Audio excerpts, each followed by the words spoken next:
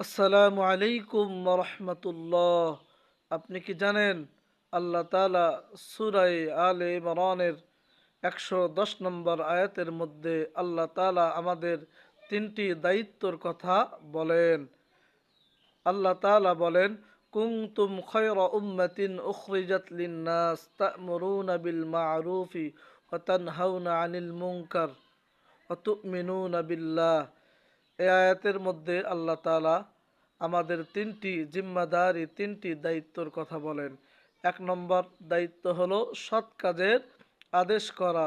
2 নম্বর দায়িত্ব হলো অসৎ কাজ থেকে মানুষকে নিষেধ করা। 3 নম্বর জিম্মাদারি দায়িত্ব হলো আল্লাহ তাআলার উপরে ভরসা স্থাপন করা, অর্থাৎ পরিপূর্ণ ঈমানের উপরে অবিচল থাকা। আল্লাহ তাআলা আমাদের সকলকে এই তিনটি জিম্মাদারি, এই তিনটি দায়িত্ব ভালোভাবে পালন করার তৌফিক দান করুক। আমিন।